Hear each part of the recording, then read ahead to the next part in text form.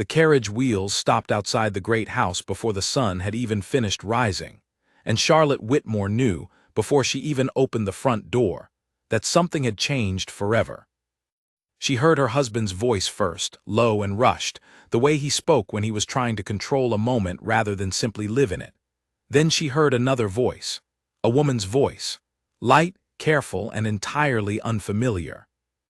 Charlotte stood at the top of the stone steps, her hand resting on the cold iron railing, and watched as Edward Whitmore, Duke of Ashcombe, stepped down from the carriage.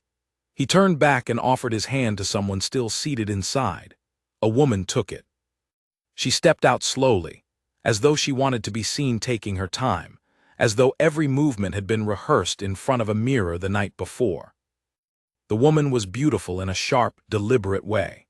Her traveling coat was a deep shade of green, tailored close to her figure, and her dark hair was pinned with a confidence that suggested she was used to being looked at. She glanced up at the house, at its tall windows and ivy-covered stone, and something in her expression settled, as if she were studying a place she intended to belong to. Charlotte did not move. She did not run down the steps. She did not call out a greeting. She simply watched, the way a person watches weather approaching from a great distance, knowing there is nothing to be done but wait for it to arrive. Behind her, footsteps sounded on the marble floor of the entrance hall. Margaret, the housekeeper, appeared in the doorway, her hands twisting the edge of her apron. "My lady," Margaret said quietly, "shall I have a room prepared?" "For whom?" Charlotte asked, though she already knew the answer. Margaret's eyes flickered toward the courtyard, toward the woman in green now laughing softly at something Edward had said. "For the Duke's guest, my lady." Charlotte allowed herself one slow breath before she answered. "Prepare the blue room in the east wing," she said. Her voice did not shake. "Not the guest suite beside mine." Margaret hesitated, clearly surprised by how calm her mistress sounded, then nodded and hurried away to give the instructions. Charlotte descended the steps at last, her pace unhurried, her chin lifted in the manner she had been taught since childhood, a manner that said nothing of what she felt inside. She reached the bottom just as Edward turned toward her, and for one brief moment she saw something flicker across his face. Not guilt exactly, more like the discomfort of a man who has practiced an excuse for weeks and now finds the moment to use it has arrived faster than he expected. "Charlotte," he said, and his voice was too bright, too easy. "This is Vivian Ashford. She has been an important part of my work in the capital these past months. I have invited her to stay with us for a while." Vivian extended a gloved hand, her smile polished and warm. "Your husband speaks of this house so often," she said. "I am delighted to finally see it for myself." Charlotte looked at the offered hand for a moment longer than was polite, then took it briefly, her grip light and correct. "How lovely," she said, "that you have finally come to see it." There was nothing in her tone that could be called rude, and yet something in the way she said it made Vivian's smile falter, just slightly, just for a heartbeat, before she recovered. Edward cleared his throat and gestured toward the house. "Shall we go in? It has been a long journey." As the three of them climbed the steps together, Charlotte's gaze moved upward, toward the nursery window on the second floor. Two small faces were pressed against the glass, half hidden behind the curtain, watching everything below with the sharp, unblinking attention that only children seem able to give to the things adults try hardest to hide. Oliver and Grace, 7 years old, twins born within 11 minutes of each other, had inherited their mother's stillness and their father's watchfulness, though neither trait had ever, until now, been turned so directly upon their own family. "Who is that lady?" Grace whispered, her breath fogging the cold glass. Oliver did not answer right away. He was watching the way his father walked beside the stranger, the careful distance he kept and did not keep, the small smiles that passed between them like a private language the children were not meant to understand. He was watching the way his mother walked a full step behind them both, her back perfectly straight, her hands folded in front of her, saying nothing at all. "I don't know," Oliver finally said, "but Mother isn't happy about her." "How do you know?" "Because she isn't saying anything," Oliver said. "Mother always says something when she's happy. She hums, or she talks about the garden, or she asks 100 questions. She isn't doing any of that. Grace considered this with the seriousness only a 7-year-old can bring to an observation. Maybe she's just tired. Maybe, Oliver said, though he didn't believe it. Downstairs, the household moved through the strange choreography of a family pretending everything was ordinary. Henry, the butler, directed the footman to carry in trunks marked with initials that did not belong to the family. The kitchen staff prepared an extra place at the dinner table without being told why, because servants in a great house always knew things before they were told, and this was not a thing that needed explaining twice. Charlotte led Vivian on a brief tour of the ground floor, her voice pleasant and informative, pointing out the portraits of Edward's ancestors, the library with its tall shelves, the drawing room where afternoon light poured through east-facing windows.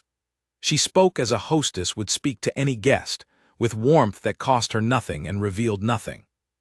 "You have a beautiful home," Vivian said as they paused in the drawing room, her eyes moving across the furniture, the paintings, the fine details of a life that had been built over generations. "I can see why Edward loves it here." "He built very little of it," Charlotte said simply. "Most of what you're admiring belonged to his mother, and her mother before her. The Whitmore women have always had a talent for making a house feel like something worth returning to." It was a small remark, spoken lightly, and yet it landed with more weight than its words suggested. Vivian's smile tightened just slightly, and she said nothing further on the subject. That evening, the household gathered for dinner in the long dining room, where candlelight flickered against silver and crystal that had been polished for 100 years of family meals. Edward sat at the head of the table, Charlotte at the foot, and Vivian was seated to Edward's right, a placement that had clearly been decided upon by someone, though nobody said whose decision it had been. The twins sat together near their mother, dressed in their evening clothes, unusually quiet for children who normally filled every meal with questions and small arguments about whose turn it was to speak first. "The children are shy tonight," Edward observed, attempting lightness. "They are simply watching," Charlotte said. "It is what children do best. Better than most adults, I find." Vivian laughed softly, a practiced sound. "I have always found children delightful. I hope we shall become good friends." Grace looked up at this, her small face unreadable in the candlelight. "Are you father's friend or mother's friend?" she asked. The table went still. Edward reached for his wine glass a half-second too quickly. Vivian's smile remained fixed in place, though something behind her eyes seemed to search for the right words and fail to find them fast enough. "That is a very direct question," Edward said, forcing a laugh that did not quite land. "Vivian is a friend to our family, Grace." "But you didn't say mother," Grace pointed out, with the terrible honesty only children possess. "You just said family." "Grace," Charlotte said gently, though there was something steady beneath the softness of her voice, "finish your soup, darling." Grace obeyed, but her eyes stayed on the strange woman across the table a moment longer, and beside her, Oliver said nothing at all, though his mind was already gathering the pieces of something he did not yet fully understand, the way a person gathers stones from a riverbed without knowing yet what shape they will build. The rest of the meal passed in a fragile kind of politeness. Edward spoke of matters from the capital, of business meetings and social calls, and Vivian added small comments here and there, clearly trying to prove herself charming, clearly trying to earn a place at a table that had not offered her one. Charlotte listened, asked the occasional question, passed the bread, refilled a glass. She was, to any outside observer, the picture of a gracious hostess. But those who knew her well, and there were fewer people in that room who truly did than one might expect, could have told you that Charlotte Whitmore's silence was never empty. It was the silence of a woman doing careful, quiet arithmetic, counting every slight and every kindness, filing each one away for a reckoning that had not yet arrived but was, without question, already being prepared. After dinner, Charlotte excused herself early, claiming a headache that no one questioned too closely. She climbed the stairs to the nursery, where the twins were meant to already be asleep, and found instead two small figures sitting up in their beds, waiting for her. "You should be sleeping," she said, though there was no real scolding in her voice. "We couldn't," Grace said. "Who is she, mother, really?" Charlotte sat on the edge of Grace's bed, smoothing the blanket with one hand. She considered for a long moment how much truth a 7-year-old could carry, and how much a lie would cost later, when the truth inevitably arrived anyway. "She is a guest," Charlotte said finally. "Your father has invited her to stay for a while." "But why does she look at everything like it's already hers?" Oliver asked from his own bed, his voice quieter, more careful than his sister's. "The way she looked at the paintings, the way she looked at you." Charlotte turned to him, surprised, though she tried not to show it. Her son had always been the quieter of the two, but never the less observant. "You notice that?" she said. "I notice things," Oliver said simply. Charlotte reached out and brushed a strand of hair from his forehead. "Then I will tell you both something, and I want you to remember it whatever happens in the days to come. Whatever you see, whatever you hear, you do not need to pretend you haven't noticed it. You are allowed to ask questions. You are allowed to say what you see. Do you understand?" The twins nodded, though neither of them fully understood the weight of what their mother had just given them permission to do. "Now sleep," Charlotte said, standing and moving toward the door. "Tomorrow is another day." She paused in the doorway and looked back at her children, two small shapes in the dim candlelight, already so much sharper than the adults downstairs gave them credit for. Something in her chest tightened, not with fear, but with a strange, quiet resolve. Whatever storm was coming to this house, she thought, it would not catch her unprepared. And it seemed, watching her children settle uneasily into sleep, that it would not catch them unprepared either.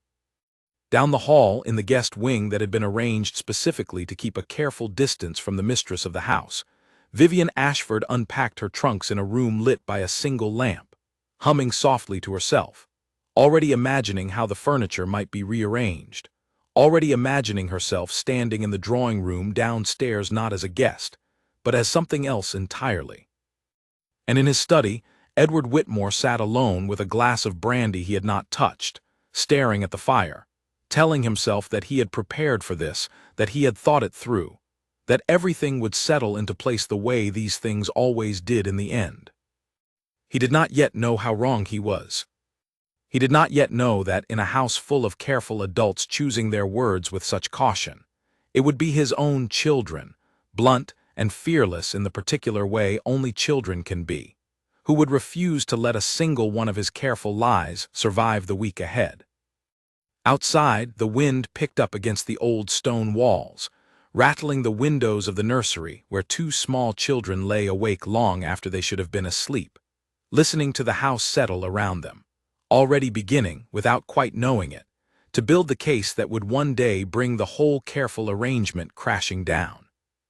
The days that followed settled into a strange new rhythm, the kind of rhythm a household falls into when everyone is pretending not to notice the same thing at the same time. Breakfast was served at the usual hour. The gardener still trimmed the hedges along the east lawn. The clock in the hallway still struck the hour with the same patient chime it had used for 40 years, and yet nothing about the house felt the same. Vivian Ashford had settled into the blue room in the east wing with the ease of someone who intended to stay far longer than a few weeks. Within 3 days, she had rearranged the small writing desk by the window, had asked the kitchen staff for her tea prepared a particular way, and had begun taking slow, thoughtful walks through the gardens, as though she were memorizing which flower beds she might one day choose to change. Charlotte noticed all of it. She noticed the way Vivian's fingers trailed along the banister as she descended the stairs each morning, testing the smoothness of the wood the way a buyer tests furniture before making an offer. She noticed the way Vivian complimented the silverware at dinner, then asked, almost carelessly, whether it had belonged to Edward's mother or had been purchased more recently. She noticed everything, and she said almost nothing. "You are very quiet these days, my lady," Margaret said one morning, as she helped Charlotte arrange her hair before the mirror in her private chamber.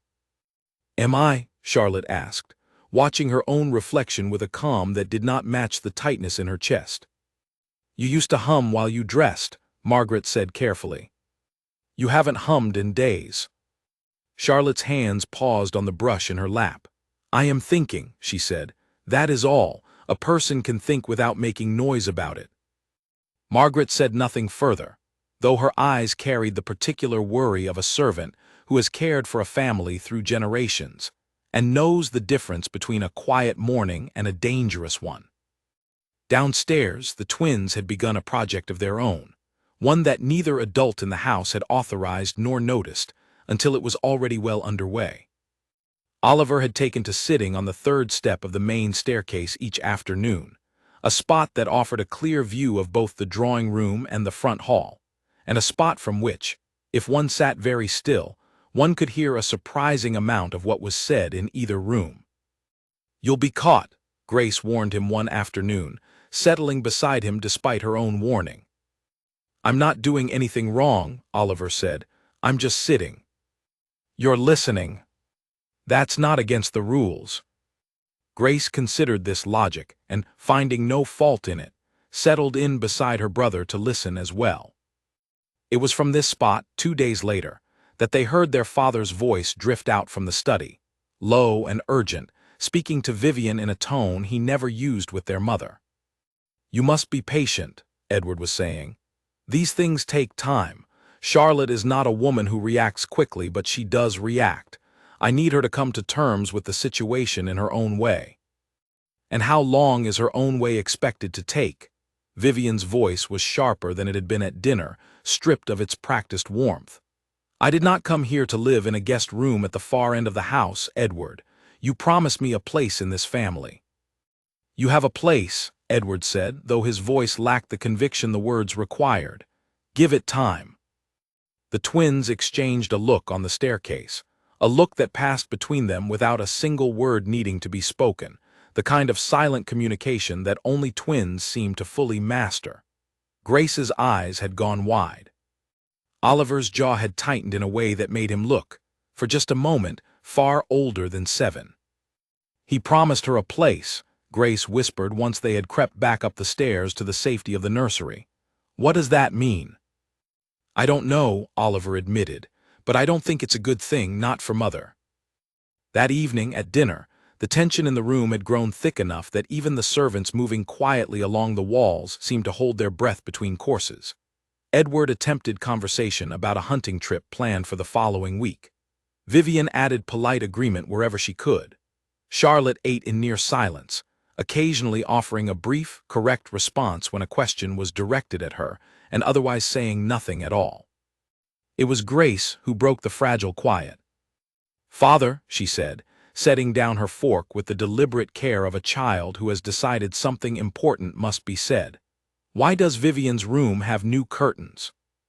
The table stilled. Edward blinked. New curtains. Yes, Grace continued, undeterred. I saw the seamstress carrying fabric up to the blue room this morning. Mother's rooms have the same curtains they've always had, but Vivian's got new ones. Why does a guest get new curtains before Mother does? Vivian's smile flickered, the practiced warmth slipping for just a fraction of a second before she caught it and pulled it back into place. I mentioned to your father that the old curtains let in a great deal of morning light, she said smoothly. He was kind enough to arrange something more comfortable for me. But you're only visiting, Grace said, her small brow furrowed in genuine confusion rather than accusation. Why would you need curtains that block out the morning light if you're only staying a little while? The question, so simple and so devastating in its logic, seemed to hang in the air over the table like smoke that refused to clear. Edward opened his mouth, then closed it again, clearly searching for an answer that did not exist. That is enough questions for one dinner, Grace, Charlotte said finally, her voice calm, almost gentle. But her eyes, when they briefly met her husband's across the table, held something far colder than her tone suggested. Grace, sensing she had touched something important without fully understanding what, subsided into her seat, though her eyes remained fixed on Vivian with the frank, unblinking curiosity of a child, who has just learned that adults do not always tell the truth, even when asked directly. After dinner, Edward found an excuse to draw Charlotte aside in the hallway. his voice pitched low so the departing servants would not overhear. "You must speak to the children," he said. "Their questions at dinner were inappropriate." "Were they?" Charlotte asked, her voice deceptively mild. "I thought they were rather sensible questions myself. I have wondered about the curtains as well, though I confess I lacked the courage to ask about them directly." Edward's jaw tightened. "Charlotte, this is not the time for that particular tone." "What tone would you prefer, Edward?" she asked, and for the first time since the carriage had arrived 4 days earlier, something sharp broke through the surface of her calm. "Shall I smile the way she does? Shall I pretend I don't notice new curtains being hung for a guest, or the particular way the staff have started calling her, the lady, when they think I cannot hear? Tell me which tone you would like me to use, and I will consider adopting it." Edward had no answer for this. He rarely did these days, when Charlotte spoke to him directly rather than around him.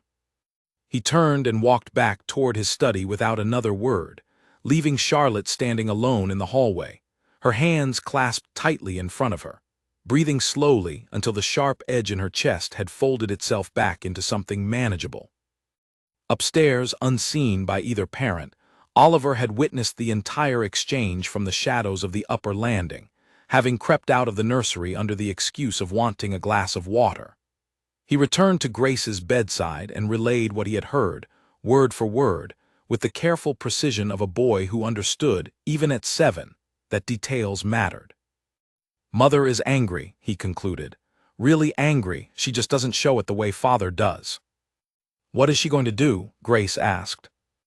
"I don't know," Oliver admitted. "But I don't think she's going to do nothing. Mother never does nothing, she just waits until the right moment." The following morning brought a small but telling development. Charlotte, rather than avoiding Vivian as she had done in the days prior, sought her out deliberately, finding her in the garden examining the roses along the southern wall. "They're lovely, aren't they?" Charlotte said, coming to stand beside her, her tone light and conversational. "My husband's grandmother planted this particular variety. It took 3 attempts before they finally took to the soil properly." "They're beautiful," Vivian agreed, clearly caught off guard by the unexpected friendliness. "You must be proud of the garden." "I am proud of a great many things in this house," Charlotte said, her eyes moving slowly across the grounds, the stone walls, the distant outline of the estate's boundary. "It has taken generations to build what stands here. Every stone, every tree, every tradition. It is not something assembled quickly, Miss Ashford. It is something earned over years through patience and loyalty and hard-won trust." Vivian's expression shifted slightly, uncertain whether she was being complimented or warned. "I imagine that's true of most great houses." "It is true of this one," Charlotte said simply. She turned then, meeting Vivian's eyes directly for the first time since the woman's arrival, and there was nothing unkind in her expression, nothing overtly hostile. Only a quiet, unshakable certainty. "I do hope you enjoy your stay here, however long it lasts." She walked away before Vivian could formulate a response, leaving the other woman standing alone among the roses, the morning sun no longer quite as warm as it had felt a moment before. That afternoon, Charlotte wrote a letter, sealed it carefully, and gave it to a trusted writer with instructions to deliver it personally into the hands of her brother, Nathaniel, who lived 2 days' ride to the north and who happened, quite conveniently, to be one of the most respected solicitors in the region. She told no one what the letter contained, not Edward, not Margaret, not even her own children, though Oliver, watching from the nursery window as the writer disappeared down the long drive at a swift pace, understood instinctively that his mother had just set something in motion, something far larger and far more deliberate than a single conversation among roses. That evening at dinner, Charlotte was, if anything, even more composed than usual. She smiled at the appropriate moments, asked after Vivian's comfort with apparent sincerity, and complimented Edward on a minor business success he mentioned in passing. To anyone unfamiliar with the household, she might have appeared to be a wife who had simply accepted her circumstances with grace. But the twins, watching from their seats with the particular attention children reserve for the adults who matter most to them, saw something different entirely. They saw a woman who had stopped fighting a battle in the open, because she had already begun fighting it in a place no one else could see. "She's planning something," Oliver whispered to Grace as they were led up to bed that night. "How do you know?" "Because she's too calm," Oliver said. "Mother is only ever this calm right before something important happens. I remember. She was like this the week before grandmother's funeral when she arranged everything without anyone noticing until it was already done." Grace considered this with the grave seriousness of a child absorbing a lesson about the adult world for the first time. "Should we help her?" Oliver thought about the curtains, about the way Vivian's fingers had trailed along the banister as though testing it for ownership, about his father's low, urgent voice promising patience to a woman who was not his wife. "I think," he said slowly, "we already are. We just have to keep asking questions, keep saying what we see. Mother told us we're allowed to." Grace nodded, satisfied with this plan in the way only a child can be satisfied with a plan that sounds simple but will, in the days ahead, prove far more powerful than either of them yet understood. Outside their window, the last light of evening faded over the gardens, over the roses that had taken 3 attempts to grow, over the quiet stone walls of a house that had stood for generations and had weathered every storm that had ever come against it. And somewhere within those walls, 3 separate plans were already taking shape.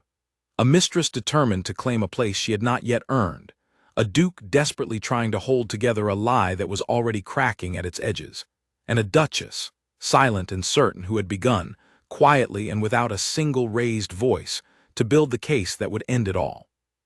By the second week of Vivian Ashford's stay, the household had settled into a fragile, uneasy pattern, the kind that forms when everyone involved knows something must eventually break, but no one wants to be the one who breaks it first. The servants moved through their duties with quiet efficiency, exchanging glances rather than words whenever the mistress of the house and the Duke's guest happened to occupy the same room. The twins, meanwhile, had become something close to detectives, their small notebook of observations growing longer with each passing day. Oliver kept the notebook hidden beneath a loose floorboard in the nursery, a hiding spot he had discovered the previous winter while searching for a lost toy soldier. Each evening, before bed, he and Grace would sit cross-legged on the floor and add whatever they had noticed that day, writing in the careful, uneven letters of children only recently taught their alphabet. Vivian asked Mrs. Fairbanks about the family jewels today. Oliver wrote one evening, his tongue poking slightly from the corner of his mouth in concentration. She wanted to know which pieces belonged only to the Duchess and which belonged to the house. Grace added her own entry below his. Father did not come to breakfast. Mother ate alone and did not seem sad about it. She seemed like she was thinking very hard about something. These small notes, meaningless on their own, were beginning to form a pattern that even 2 7-year-olds could recognize. The outline of a woman who was not simply a guest, but someone measuring the shape of a life she intended to step into, and a man too weak or too unwilling to stop her from doing so. It was around this time that Nathaniel Whitmore, Charlotte's brother, arrived unannounced one gray Tuesday afternoon, his carriage rolling up the long drive with none of the ceremony that usually accompanied a formal visit. He was a tall man with his sister's same steady eyes, and he wasted no time on pleasantries once he had been shown into Charlotte's private sitting room. "I received your letter," he said, closing the door firmly behind him. "You were right to send it." Charlotte gestured for him to sit, though he remained standing, too restless for stillness. "What have you found?" "Enough to be concerned," Nathaniel said. "I made some careful inquiries in the capital before I came. Vivian Ashford is not a stranger to arrangements of this kind, Charlotte. There was a similar situation 2 years ago with a merchant family in the north. She became close to the husband, moved into their household under some pretext of assisting with his business affairs, and within a year the wife had been quietly pushed out entirely, her name struck from the family's affairs, her own children distanced from her by careful, deliberate manipulation." Charlotte's hands, folded in her lap, tightened slightly, though her face remained composed. And the wife, what became of her? She left with very little, Nathaniel said grimly. The husband had, over the course of that year, gradually transferred control of much of the family's practical affairs into arrangements that favored his position rather than hers. By the time she understood what was happening, it was nearly too late to fight it. "That will not happen here," Charlotte said, her voice quiet but absolute. "No," Nathaniel agreed. "It will not, because you sent for me before it could begin, and because, unlike that poor woman in the north, you still have time to act." He finally sat, drawing a folder of papers from his coat. "I have reviewed your marriage contract carefully, Charlotte. You are, fortunately, in a far stronger position than Edward likely realizes. Your father was a careful man. The estate that came with you into this marriage was never fully absorbed into the Whitmore holdings. It remains, by the specific language of the original contract, under your name and yours alone, to be passed to your children upon your passing, not simply inherited by whoever holds the title of Duke at the time." Charlotte's eyes moved over the papers he spread before her, reading them with the same careful, unhurried attention she brought to everything. "Edward does not know this." "I suspect he does not," Nathaniel said. "Or if he once knew, he has conveniently forgotten it in the years since your marriage. Most men do not read the fine details of a marriage contract closely, once the wedding itself is behind them. They assume everything simply becomes theirs."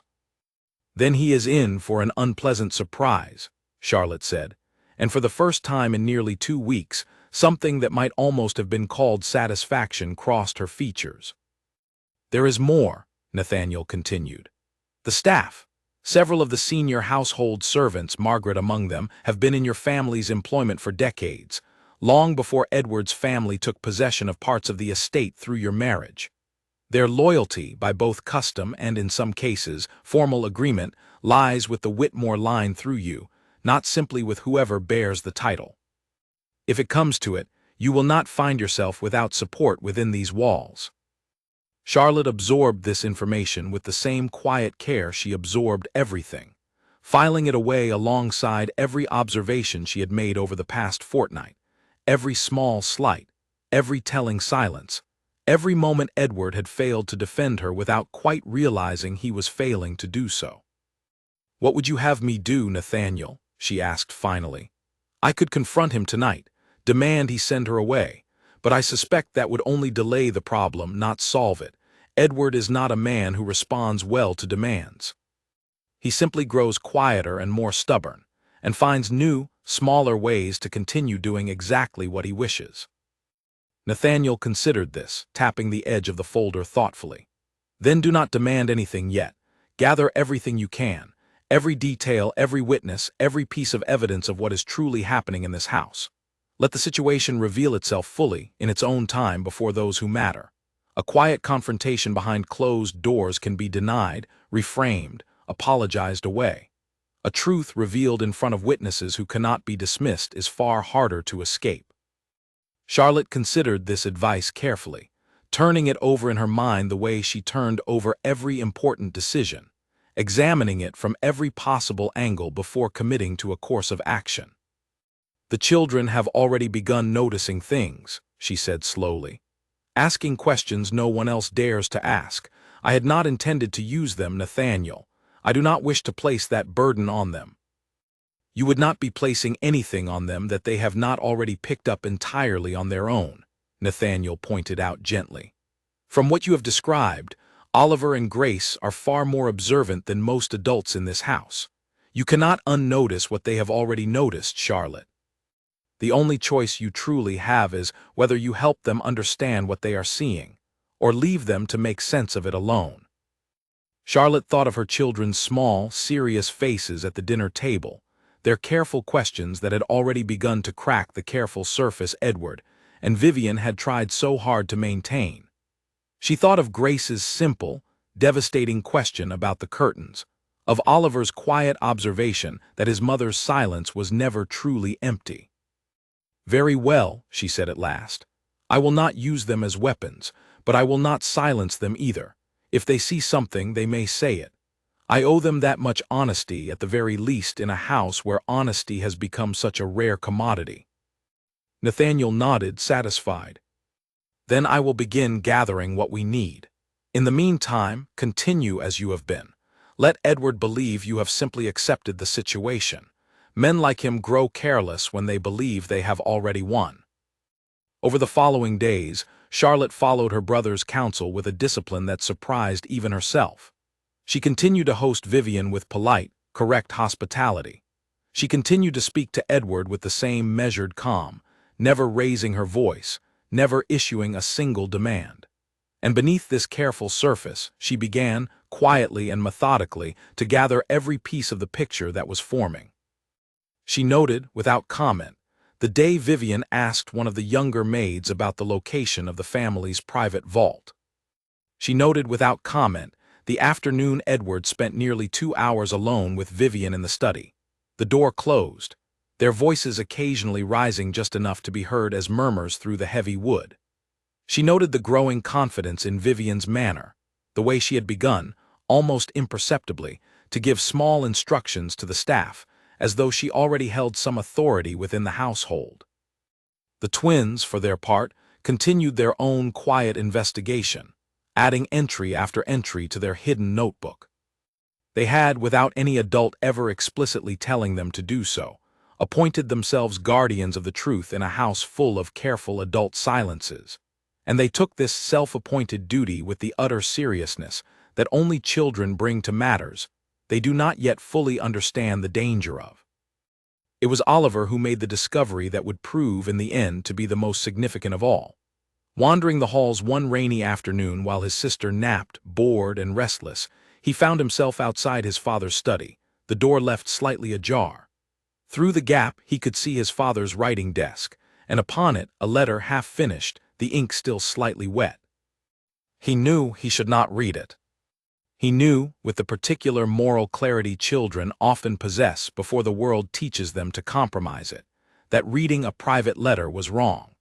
And yet something in the urgency of his father's earlier conversations, something in the careful gathering of clues he and Grace had been compiling for 2 weeks, pushed him forward despite his better judgment. He crept closer, careful not to make a sound, and read what he could of the unfinished letter over his father's absent shoulder, for Edward himself had stepped briefly from the room. "My dear Vivian," the letter began, "I understand your frustration, and I promise you again that matters will resolve themselves in time. Charlotte is not a fool, and I must proceed with more caution than perhaps either of us would prefer. But I assure you, once the necessary arrangements have been made regarding the estate's holdings, your position here will be secured properly and permanently." Oliver read the words 3 times, his young mind working carefully through their meaning, understanding enough of the shape of it even if the precise legal implications escaped him entirely. His father was making arrangements meant to secure something, permanently, for Vivian. He backed away from the door just as he heard his father's footsteps returning down the hallway, slipping around the corner and pressing himself against the wall until Edward had passed back into the study and closed the door fully behind him. That evening, Oliver told Grace everything he had read, word for careful word, and together they added the most significant entry yet to their hidden notebook. "Father is making arrangements to secure Vivian's position permanently. He is being careful because of Mother. We must tell someone, but who?" They considered in their careful 7-year-old way every adult they trusted. Margaret, who had always been kind to them but who was, ultimately, a servant with limited power in matters such as this. Their tutor, who came only twice a week and knew little of the household's private affairs. And finally, inevitably, their mother who had told them that very first night that they were allowed to say what they saw. "We should tell Mother," Grace said finally. "She already knows something is wrong. We just have proof now." "Not proof exactly," Oliver said, ever the more careful of the two, "but something, a piece of it at least." The following morning, before breakfast, the twins found their mother alone in her private sitting room, staring out the window at the gray morning light with an expression of such deep, contained thought that they nearly hesitated to disturb her. But Oliver, remembering his father's letter, remembering the urgent need to say what he had seen, stepped forward anyway. "Mother," he said quietly, "we need to tell you something. It's important." Charlotte turned from the window, and something in her children's faces, some particular seriousness beyond their years, told her immediately that whatever they had come to say was not a childish complaint or a small squabble, but something far more significant. "Sit down," she said gently, gesturing to the chairs near her own. "Tell me everything." And so, in careful, halting sentences, taking turns and occasionally correcting each other's details, Oliver and Grace told their mother about the notebook, about the curtains and the questions about the family jewels and the vault, and finally, most importantly, about the letter Oliver had read through the gap in the study door. Charlotte listened without interrupting, her face growing steadily more still, more focused, as the picture her children painted confirmed and deepened everything she and Nathaniel had already begun to suspect. When they finished, she was quiet for a long moment, studying her children with an expression that held both pride and a deep, protective worry.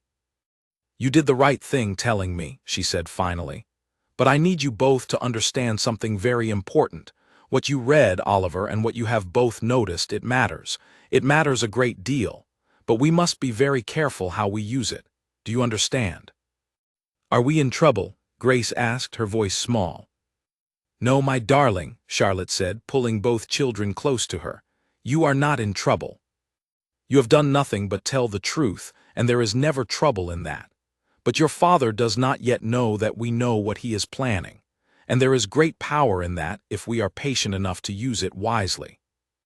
Outside the window, the gray morning had begun, almost imperceptibly, to brighten, the clouds thinning just enough to let a single shaft of pale sunlight fall across the sitting-room floor. Charlotte held her children close and thought, with a clarity that had been building for 2 long weeks, that the time for quiet patience was drawing to its close, and the time for action, careful and deliberate and utterly unstoppable, was very nearly at hand. The morning after Oliver and Grace shared their discovery with their mother, the household gathered for breakfast under a sky that had finally cleared after days of gray rain. Sunlight fell across the long table, catching the silver and glass, and for a moment the room looked almost cheerful, almost like a house untouched by secrets. Edward arrived last, as he often did, and took his seat at the head of the table with the practiced ease of a man who believed his careful arrangements remained safely hidden. Vivian sat beside him, dressed in a pale yellow morning gown that seemed designed to catch the light, and greeted the children with her usual bright, performed warmth. "Good morning, little ones," she said. "I do hope you slept well." Grace looked at her for a long moment before answering, her small face unreadable in a way that unsettled the adults far more than open hostility would have. "We slept fine," she said simply, and returned to her breakfast. Charlotte, watching this exchange from the foot of the table, felt something steady itself within her chest. Her children were no longer simply curious. They were, in their own careful way, beginning to arm themselves, and she understood, with the clarity of a woman who had spent 2 weeks gathering patience like ammunition, that the moment for careful waiting was drawing to its end. "I had a very interesting conversation with Margaret yesterday," Charlotte said, her voice light and conversational as she buttered a piece of toast. "About the household accounts. It seems there have been some unusual expenses recorded this month. New curtains for the guest wing, additional staff hired for the East Gardens, a rather significant order placed with the jeweler in town, though I confess I cannot recall approving any of it myself." The table went quiet. Edward's fork paused halfway to his mouth. Vivian's cup, lifted toward her lips, stopped just short of touching them. "I'm certain there's a simple explanation," Edward said, though his voice carried less certainty than his words claimed. "I may have authorized a few small purchases without troubling you with the details. You've seemed occupied lately." "Have I?" Charlotte asked, tilting her head slightly, her tone remaining perfectly pleasant. "How thoughtful of you to notice, and how considerate to spare me the burden of small decisions. Though I do wonder what sort of jewelry warranted such a significant order. Was it perhaps a gift? For someone's birthday or some other occasion I've simply forgotten. Vivian's fingers tightened almost imperceptibly around her teacup. I believe your husband mentioned something about restoring a few older pieces, she said smoothly, though her voice had lost some of its earlier brightness. Nothing of great significance. How odd, Charlotte said, setting down her toast with deliberate care. I was under the impression that all restoration work on the family jewels required my approval, as they were, after all, my mother's before they became part of this household's collection. But I'm sure it's simply an oversight. These things happen, don't they, when a house has so many new arrangements to keep track of. Oliver, watching from his seat beside Grace, felt a small thrill of understanding pass through him. His mother was not simply making conversation. She was laying out pieces on a board, one by one, watching to see how his father and Vivian would respond to each move, gathering information even as she appeared to be making polite small talk. Edward, sensing the ground shifting beneath him without quite understanding why, attempted to redirect the conversation. Perhaps we should discuss something more pleasant, he said. I understand the twins have a riding lesson scheduled for this afternoon. We do, Oliver said before his mother could answer. Though I was wondering, Father, why Miss Ashford needed new curtains if she's only visiting for a little while. Grace asked you that same question a few days ago, and I don't think you ever really answered it. The directness of the question, delivered in Oliver's calm, matter-of-fact voice, seemed to land with even greater force than Grace's original inquiry had. Edward's face reddened slightly, and he set down his own cup with more force than the moment strictly required. Oliver, that is not a suitable topic for breakfast conversation, he said, his voice sharper than usual. Why not? Oliver asked, genuinely curious rather than defiant, though the effect was, if anything, more devastating for its sincerity.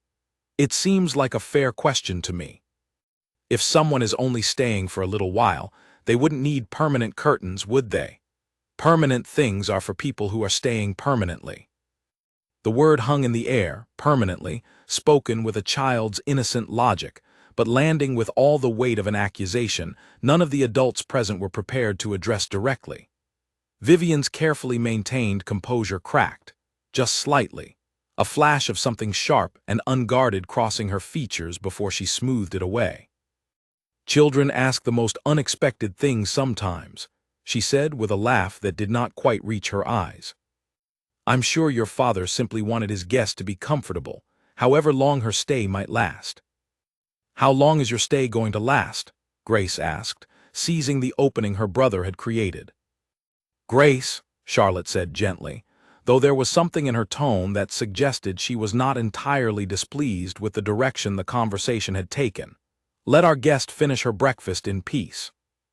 But the damage, if it could be called that, had already been done. The careful fiction that Vivian's presence in the house was temporary, casual, easily explained, had begun to crumble under the weight of two children's simple, persistent questions, and everyone at the table understood it, even as they continued eating in a silence that had grown considerably heavier than before. After breakfast, Edward found a moment alone with Vivian in the corridor outside the study, his voice low and tense. You need to be more careful, he murmured. The children are noticing far more than I anticipated. Children notice everything, Edward, Vivian replied, her earlier composure fully restored, though something colder had entered her voice. That has always been true. The question is what you intend to do about it. You promised me this would be resolved by now. Instead, I find myself questioned at the breakfast table by a 7-year-old, while your wife plays some careful game I do not fully understand. Charlotte is not playing games, Edward said, though he did not sound entirely convinced of his own words. She is simply adjusting. Is she? Vivian's eyes narrowed slightly. Because from where I stand, she looks like a woman who is very carefully preparing for something, Edward, and I would rather not be caught unprepared when whatever it is finally arrives. Edward had no answer for this, and Vivian, sensing his uncertainty, pressed her advantage. You told me when you brought me here that this would be simple. That Charlotte would understand in time that some marriages simply evolve beyond their original arrangements, that she would accept a new understanding of things for the sake of the children, for the sake of appearances. But nothing about the past 2 weeks has suggested to me that she intends to accept anything of the kind. Give her time, Edward said, though the words had begun to sound increasingly hollow even to his own ears. Time, Vivian repeated, a note of frustration creeping into her voice. I have given her 2 weeks already. How much more time does a woman need before she understands her situation has changed? Unbeknownst to either of them, Oliver had positioned himself once again in his favored listening spot on the staircase, having grown skilled enough in the art of quiet movement to make his way there entirely unnoticed. He caught most of this exchange, understanding perhaps only half of its full implications, but understanding enough to know that his father had made promises to Vivian, promises about his mother, about the shape of their family, that Charlotte herself had never agreed to. That afternoon, during the riding lesson the household had continued despite the morning's tension, Oliver found a moment alone with his mother while Grace practiced trotting in a wide circle with the stable master's careful supervision. "Mother," he said quietly, watching his sister rather than his mother, keeping his voice low even though there was no one nearby to overhear. "I heard Father and Vivian talking again." In the corridor after breakfast. Charlotte's attention sharpened immediately, though she kept her own eyes fixed on Grace's progress around the paddock, maintaining the appearance of casual conversation for anyone who might be watching from the house. "Tell me," she said simply. Oliver relayed what he had heard as accurately as he could remember it, including his father's admission that he had made promises to Vivian, promises about a new understanding of their marriage, about Charlotte eventually accepting a changed situation for the sake of appearances. Charlotte listened to all of this with the same careful stillness she had maintained throughout the past 2 weeks, though something in her jaw tightened almost imperceptibly as her son spoke. "You've done well telling me this," she said finally when Oliver had finished. "But I need to ask you something important and I need you to answer honestly. Do you feel frightened, Oliver, by any of this, by what's happening in our house?" Oliver considered the question with the seriousness it deserved. "A little," he admitted. "Not a father exactly, but I don't like the way things feel right now. Everyone pretending, everyone being so careful. I liked it better when things felt normal." "I know," Charlotte said softly, reaching out to smooth his hair back from his forehead in a gesture that offered more comfort than any words could have provided. "I promise you, Oliver, things will not stay this way. I am not going to let them stay this way. But I need a little more time to make certain that, when this house returns to normal, it returns properly in a way that lasts. Do you understand?" Oliver nodded, though the question in his eyes remained. "What are you going to do?" Charlotte watched Grace complete another circle of the paddock, the late afternoon sun catching her daughter's dark hair, so like her own, and thought of the papers Nathaniel had spread before her, of the letter Edward had begun writing to Vivian, of 2 weeks of careful observation that had confirmed everything she had suspected from the moment the carriage first arrived at her door. "I am going to make certain," she said quietly, "that your father understands very clearly that this house, and everything within it, belongs to a family he cannot so easily rearrange. And when the moment comes, Oliver, I may need your help and Grace's, one final time. Not because I wish to place this burden on you, but because you have both already seen and understood things that most adults in this house have tried very hard to hide. There is great power in that kind of clear sight, and great courage in refusing to look away from an uncomfortable truth. I have watched you both find that courage these past 2 weeks, and I am prouder of you than I know how to properly express." Oliver straightened slightly at his mother's words, something steadying in his young face, a quiet resolve that mirrored, in its own small way, the same unshakable determination that had carried Charlotte through every careful, painful day since the carriage had first arrived at their door. "We're ready," he said simply, "whatever you need us to do." Charlotte smiled then, a real smile, the first genuine one that had crossed her face in nearly 2 weeks, and pulled her son close for a brief, fierce embrace before releasing him to rejoin his sister in the paddock. As she watched her children continue their lesson beneath the golden afternoon light, Charlotte allowed herself, for just a moment, to feel the full weight of what was coming, the confrontation that could no longer be delayed, the reckoning that would soon arrive whether anyone in the house was fully prepared for it or not. But beneath that weight, she felt something else as well, something that had been growing steadily stronger with each passing day of careful observation and quiet preparation.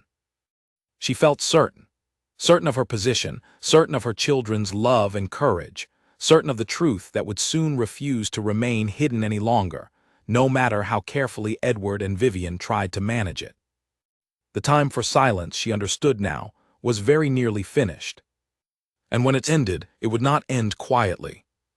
3 days after the breakfast that had left Vivian's careful fiction in pieces, Edward announced, over dinner, that a small gathering would be held at the end of the week.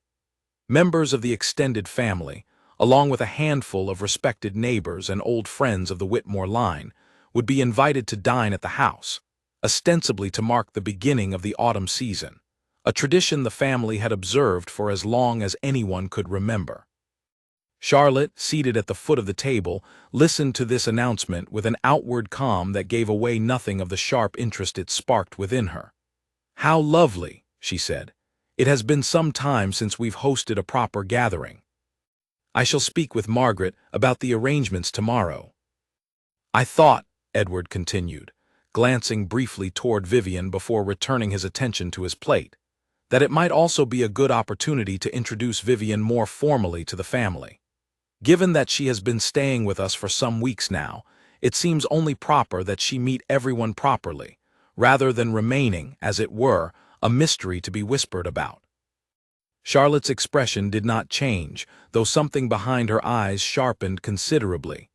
"A formal introduction," she repeated slowly. "How thoughtful of you, Edward, to consider what would be proper." Vivian, sensing an opportunity in Edward's announcement, offered a warm smile toward Charlotte. "I do hope that would be agreeable to you," she said. "I would very much like the chance to be properly welcomed into this family, rather than remaining, as your husband says, something of a mystery." "I think," Charlotte said, setting down her fork with deliberate care, "that a formal introduction is an excellent idea. I could not agree more, in fact. Some things are far better addressed openly, in front of everyone who matters, rather than left to whispers and half-truths in quiet corners of the house." There was something in the particular way Charlotte spoke these words, a quiet emphasis that seemed to carry more weight than the sentence alone should have contained. But Edward, relieved that his wife had not objected to the gathering as he had privately feared she might, failed to catch the warning buried within her agreement. Vivian, too, heard only the surface of Charlotte's words, and allowed herself a small, satisfied smile, believing she had finally secured the formal place within the family she had been so patiently working toward. That night, once the household had retired and the great house had settled into its familiar quiet, Charlotte summoned Nathaniel to her private sitting room, where he had, over the past several days, taken up quiet residence in one of the guest chambers under the polite fiction that he was simply enjoying an extended visit with his sister. "The gathering is exactly what we needed," Charlotte told him, pacing slowly before the fireplace, her mind moving quickly through the possibilities the evening presented. "Edward has, without meaning to, handed us precisely the stage we required. A formal introduction, in front of the entire family, the neighbors, everyone whose opinion Edward has spent his entire life caring about far more than he has ever cared about mine." Nathaniel considered this carefully. "It is a fitting opportunity," he agreed. "But we must be careful how we use it, Charlotte. A public confrontation carries risk as well as opportunity. If handled poorly, it could as easily damage your position as strengthen it." "I have no intention of handling it poorly," Charlotte said. "I do not intend to make a scene myself at all. I intend simply to allow the truth to be seen clearly by everyone present. And I believe I know exactly how that might be accomplished, without a single accusation needing to come from my own lips." She explained her plan carefully, and Nathaniel listened with growing admiration for his sister's careful, patient strategy. It was not a plan built on anger or dramatic confrontation, but on simple, quiet truth, allowed to surface in its own natural way, guided gently by a woman who understood, perhaps better than anyone else in that house, exactly how much power resided in the honest observations of two small children who had spent weeks learning to trust their own eyes. The day of the gathering arrived under a sky streaked with the first colors of true autumn, gold and deep orange, spreading across the distant hills visible from the estate's tall windows. The household had spent the entire week preparing, the kitchen filled with the rich smells of roasting meat and fresh bread, the dining hall polished until every surface gleamed beneath the light of dozens of candles.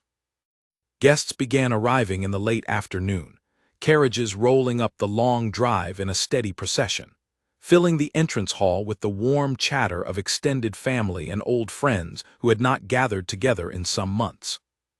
Edward's cousins, aunts, and uncles greeted Charlotte with genuine warmth, many of them remarking on how well she looked, how lovely the house appeared, entirely unaware of the careful, deliberate tension that had been building beneath the surface of this household for the past 3 weeks.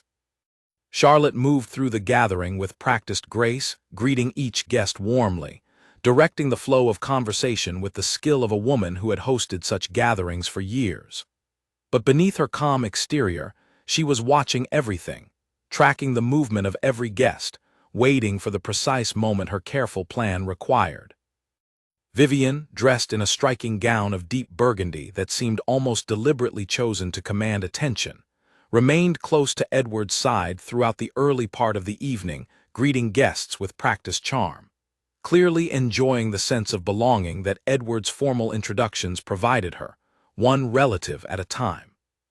"This is Miss Vivian Ashford," Edward would say again and again, to aunt after uncle after cousin, "a dear friend who has been assisting me with certain matters and who has been staying with us these past weeks." Each introduction landed slightly differently on its recipient. Some guests, unfamiliar with the household's private tensions, accepted the explanation at face value, offering polite greetings before moving on to other conversations. Others, more perceptive or simply more familiar with the particular quality of Charlotte's careful smile, exchanged small, questioning glances that suggested they understood, or at least suspected, that something more complicated lay beneath Edward's careful framing. Dinner was announced as the sun began its final descent, and the assembled guests moved into the great dining hall, where the long table had been extended to accommodate nearly 30 guests, candles blazing along its length, the finest silver and china gleaming in the warm light. Charlotte had arranged the seating herself, with particular care, ensuring that certain conversations would naturally occur in certain proximities, that certain observations would have every opportunity to be made and heard. Oliver and Grace, dressed in their finest evening clothes, sat near their mother, having been carefully prepared by Charlotte for the evening ahead, though she had been deliberately vague about the precise nature of what might occur, wanting nothing about their behavior to feel rehearsed or artificial. She had told them only that they should, as always, feel free to speak honestly if asked a direct question, and that whatever happened this evening, she loved them and was proud of them beyond measure. The meal proceeded through its early courses with the pleasant, familiar rhythm of a well-hosted family gathering, conversation flowing easily around topics of harvest and travel and news from the capital. It was during the third course, as the roasted meats were served and wine flowed more freely, that Edward's aunt, an elderly woman named Beatrice who had known Charlotte since her wedding day and had always held a particular fondness for her, turned her attention toward Vivian with genuine curiosity. "And how did you come to know our dear Edward, Miss Ashford?" Beatrice asked, her voice carrying easily down the table in the way that elderly relatives' voices so often do, whether they intend them to or not. "Edward mentioned you assist him with certain matters, though I confess I'm not entirely certain what those matters involve." Vivian, prepared for such questions after weeks of careful practice, offered her usual smooth response. "I met your nephew through mutual acquaintances in the capital," she said. "We discovered we shared certain interests, and our friendship developed naturally from there." "How lovely!" Beatrice said, though her sharp eyes lingered a moment longer on Vivian than the pleasant response strictly required. "And will you be staying with the family much longer, my dear?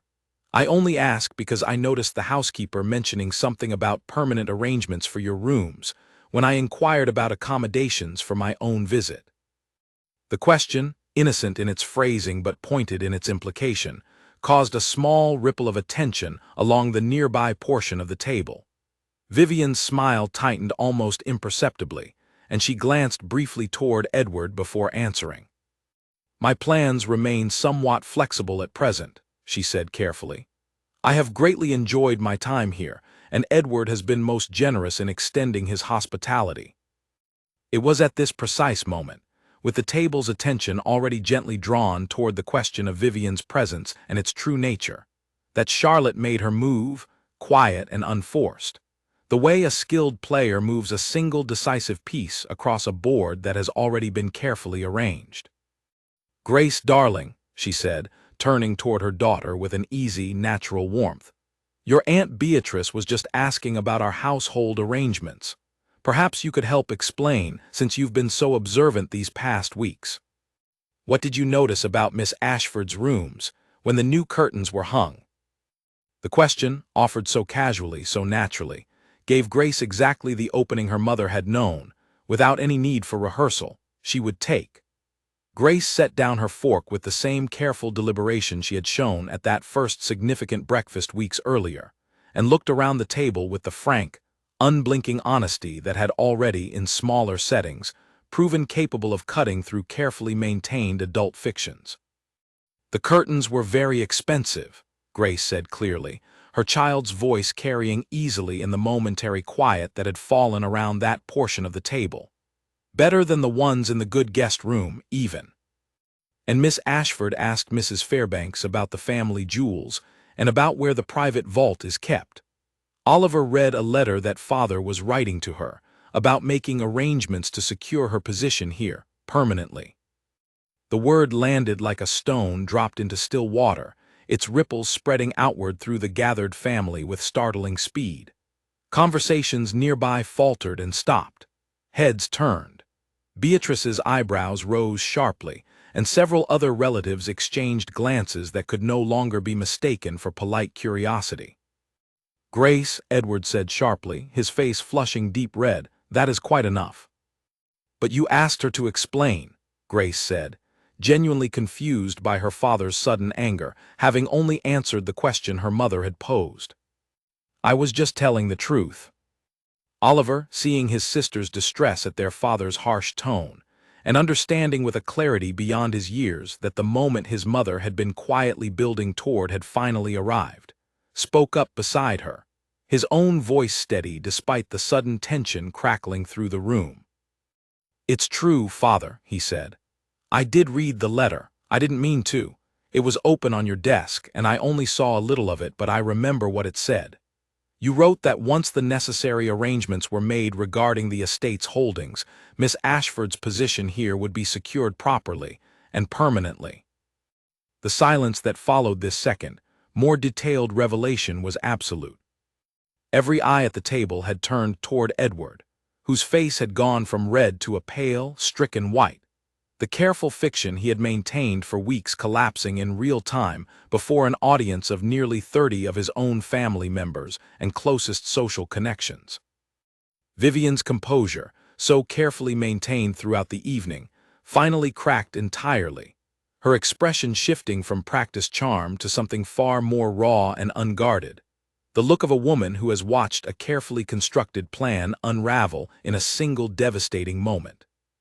"Edward," Beatrice said slowly, her voice carrying a weight of both shock and something close to disappointment, "what exactly have these children just described?" Edward opened his mouth, searching desperately for some explanation, some framing that might contain the damage already spreading uncontrollably around the table. But no words came, and in the terrible silence that stretched on, Charlotte, who had said almost nothing throughout the entire exchange, finally spoke. "I believe," she said quietly, her voice calm and steady in a room that had grown anything but calm, "that my children have simply told the truth, as they have been taught to do in this household. I am sorry, Beatrice, and to all of you, that you have learned of this particular truth in such a manner this evening. It was not my intention to disrupt what should have been a pleasant gathering, but I find I can no longer, in good conscience, allow certain arrangements to continue being made in this house without the knowledge or consent of the woman whose name still, legally and rightfully, stands beside her husband's on every document that governs this estate. The room absorbed this statement in stunned silence, the full weight of what had just occurred settling over the gathered family like a heavy blanket. Edward sat frozen at the head of his own table, his careful arrangement, built so patiently over weeks of quiet promises and secret letters, dismantled in a matter of minutes by the simple, unrehearsed honesty of two 7-year-old children who had only ever done exactly what their mother had told them they were allowed to do. Say what you see. They had done nothing more and nothing less than that. The silence that had fallen over the dining hall did not last long. Beatrice, who had known Charlotte since her wedding day and had grown fond of her over nearly a decade of family gatherings, was the first to break it, setting down her wine glass with a firm, deliberate clink that seemed to echo through the tense stillness of the room. "Edward," she said, her voice carrying the particular authority of an elder relative who has earned the right to speak plainly, "I believe you owe every person at this table, and most especially your wife, a proper explanation. And I would suggest you choose your words with far more honesty than you have apparently been using in recent weeks." Edward's throat worked as he attempted to find some response equal to the moment, but the careful arrangements he had built, the letters and promises and quiet late-night conversations with Vivian, had all been laid bare so suddenly and so completely that no smooth explanation presented itself. He looked, for the first time in longer than Charlotte could remember, genuinely lost. "I never intended for things to unfold this way," he said finally, his voice rough. "I only meant to secure my position here permanently," Vivian finished for him, her own composure returning now with a sharp, brittle edge that suggested she had decided, in the face of exposure, that there was little left to lose by speaking plainly herself. "Yes, Edward told me the same thing, many times over these past weeks. He told me that Charlotte would come to accept the situation in time. That she was not a woman who reacted quickly, but that she would understand, eventually, that circumstances had simply changed." A collective murmur passed through the assembled family at this admission, delivered not in anger, but in a kind of weary, calculated honesty that seemed designed to spread the blame as widely as possible now that concealment was no longer an option. Charlotte, remarkably, remained composed throughout this exchange, her hands folded calmly in her lap, her expression giving away nothing beyond a quiet, watchful attention. She had expected this moment for days now, had turned it over in her mind so many times that its arrival, however dramatic, felt almost anticlimactic in its familiarity. "I think," she said, once the murmurs had settled slightly, "that this conversation deserves more than the middle of a dinner gathering, however illuminating it has already proven. Edward, Miss Ashford, I would ask that we continue this discussion in the study, where we may speak plainly without subjecting our guests to further discomfort." It was a graceful offer, one that allowed Edward a measure of dignity even as it made unmistakably clear that Charlotte, not he, now controlled the direction of the evening. Several relatives nodded their approval at this suggestion, clearly relieved at the prospect of a resolution that did not require them to remain witnesses to further painful revelations over their roasted meat and wine. But before the party could disperse from the table, Nathaniel, who had been seated quietly near the far end throughout the entire exchange, rose to his feet, drawing every eye in the room once more. "Before we adjourn," he said, his voice carrying the calm, measured authority of a man well practiced in matters of law, "I believe it would serve everyone present to understand a few relevant facts, so that whatever conversation follows in the study occurs with full clarity rather than continued confusion."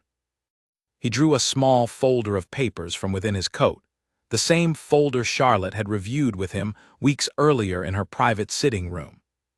"My sister's marriage contract," he said, contained specific provisions regarding the estate that came into this marriage through her family, provisions that were never fully absorbed into the general Whitmore holdings, but which remain, by explicit legal language under Charlotte's name, to be passed to her children upon her passing.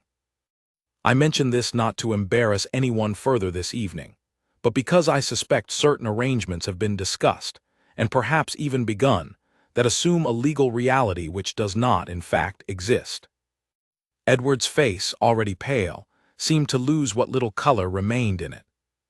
He had, it was now clear to everyone watching, been making promises to Vivian, and perhaps beginning legal arrangements of his own, based on an assumption of complete control over the estate's holdings that had never actually been accurate. "That's not possible," Edward said, though his voice lacked conviction. "The estate has always been managed as a single holding since our marriage." "Managed as one, perhaps," Nathaniel agreed. "But owned as one legally, it has never been. Your solicitor would confirm this readily enough should you wish to consult him." "I have already done so myself on my sister's behalf, and the documents are quite clear." The implications of this revelation settled slowly over the room, and Charlotte watched, with a certain quiet satisfaction she did not attempt to entirely conceal, as her husband began to understand the true scope of the position he had placed himself in. He had not merely been caught in an affair, embarrassing and painful as that alone would have been. He had been caught making promises and arrangements built upon a foundation that had never truly existed, promises he now had no legal power to fulfill, regardless of what he might wish. "Perhaps," Beatrice said dryly into the stunned silence that followed, "we might finish our dinner another evening, and allow this family to sort out matters that clearly require rather more privacy than a table of 30 guests can provide."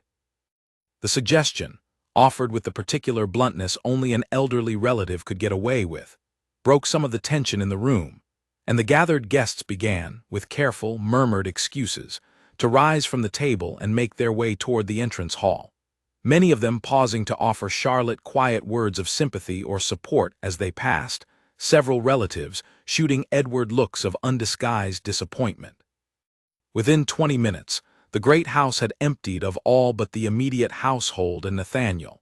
The celebratory gathering Edward had planned to formally introduce Vivian into the family, transformed, instead, into the very reckoning Charlotte had quietly prepared for over the preceding weeks.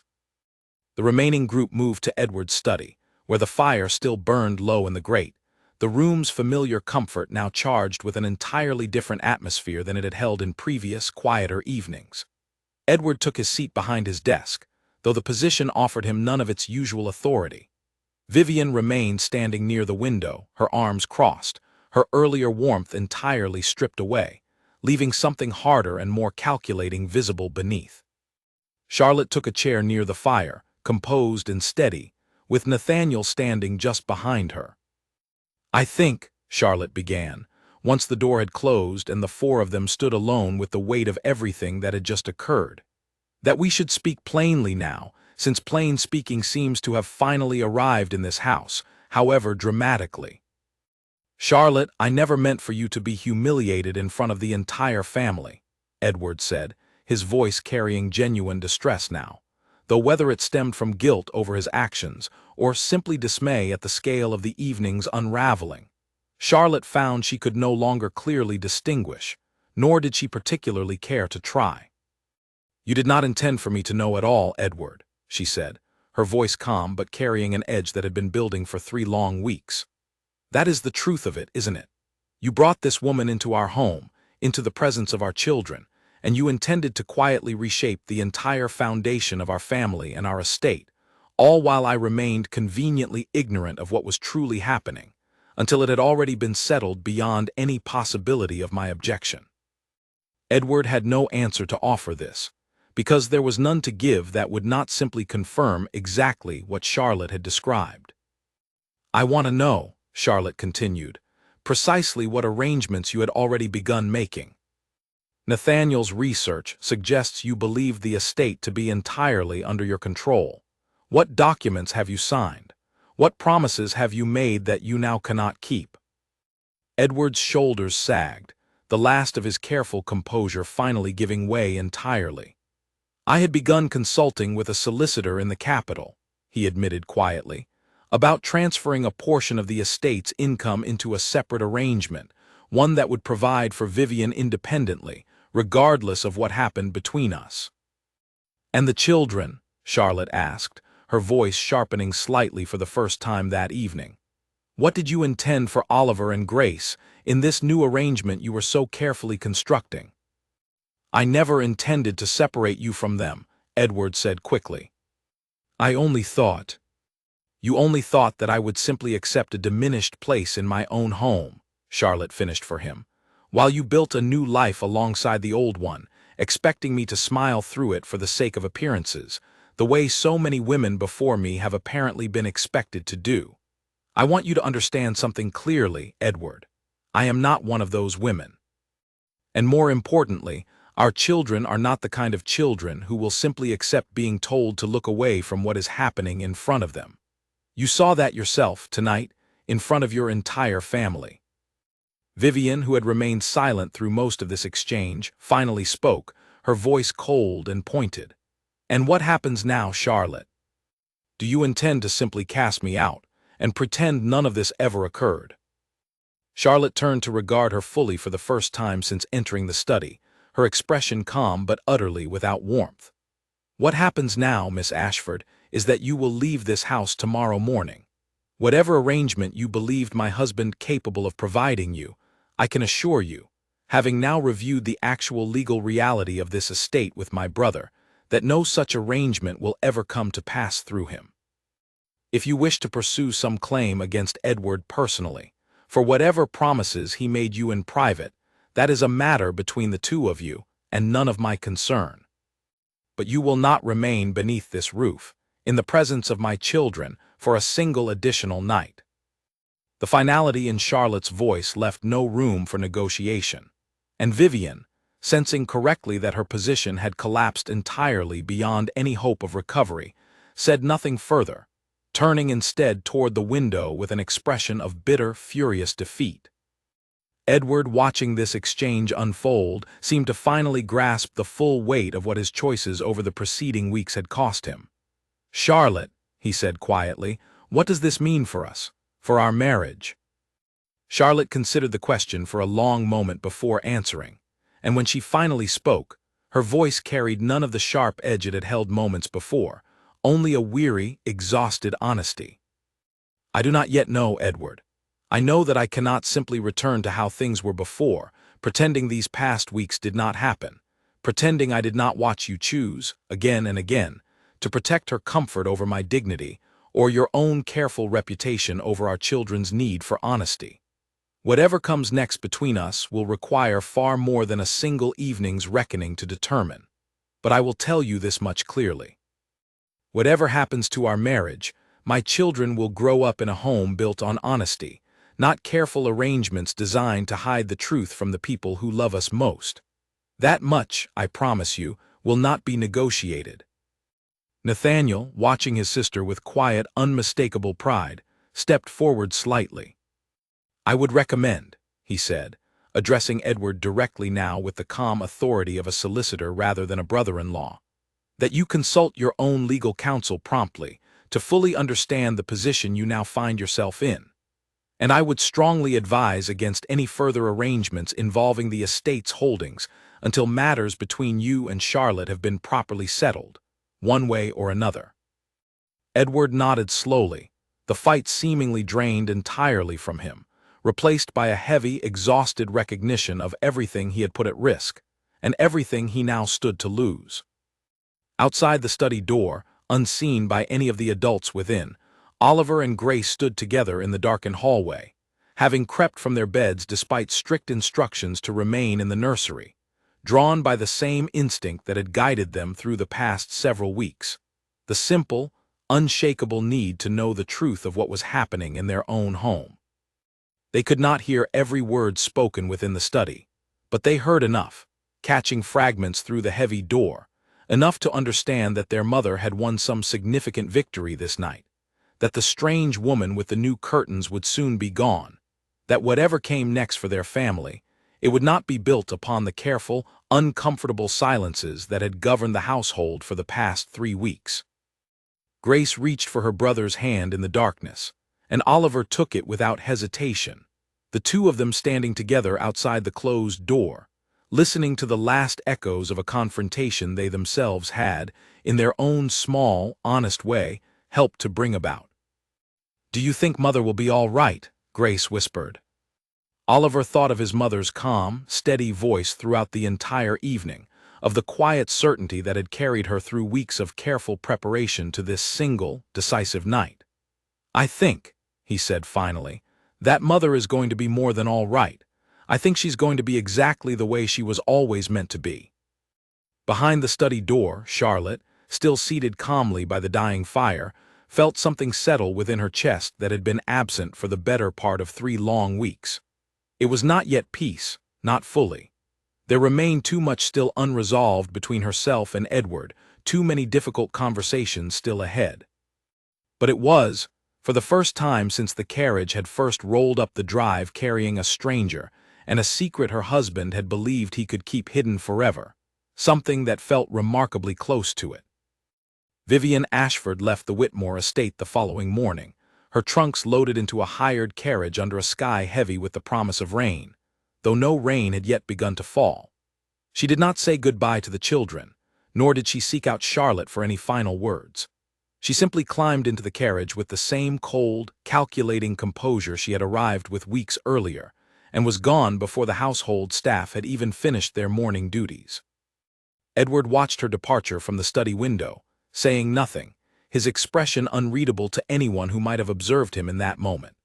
Whatever conversation had passed between him and Vivian in the hours after their confrontation in the study, whatever promises had been formally withdrawn or bitterly argued over, none of it was shared with Charlotte, and she found, somewhat to her own surprise, that she did not particularly wish to know the details.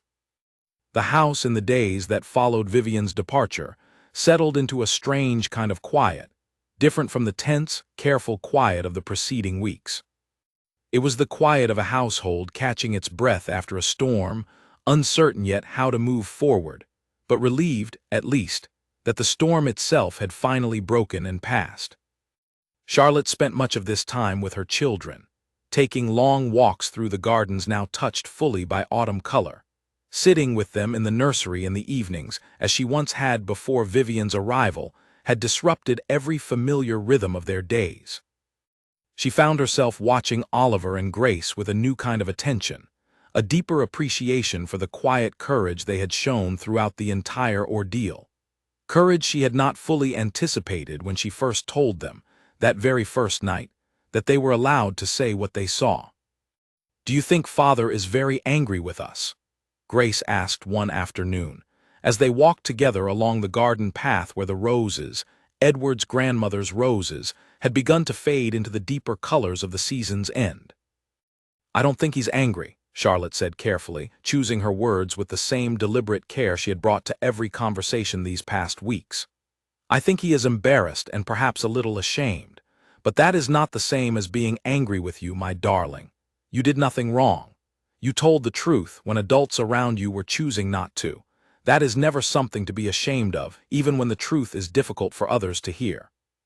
"But we caused so much trouble," Grace said, her small face troubled. "Everyone at dinner was so upset." Charlotte stopped walking and knelt down to meet her daughter's eyes directly, taking both of Grace's small hands in her own. "You did not cause the trouble, Grace. The trouble was already there, hidden beneath careful smiles and closed doors, long before you ever spoke a single word about it. All you did was help everyone finally see what was already true. That is not causing trouble. That is ending it." Oliver, who had been walking a few steps ahead, turned back at this, his young face thoughtful. "Is that why you told us we could say what we see?" he asked. "Because you knew, even then, that someone needed to say it eventually." Charlotte considered this question carefully before answering, recognizing in her son's perceptiveness a reflection of her own careful, watchful nature. "I think," she said slowly, "that I hoped even then that I would find the courage to say it myself in time. But watching you both find that courage first, watching you refuse to look away from what was happening simply because it was uncomfortable, gave me the strength to finish what needed to be done. You did not simply help me, Oliver. In many ways, you led the way. The following week, Edward requested a private meeting with Charlotte in the study, the first substantial conversation they had shared alone since the night of the disastrous dinner gathering.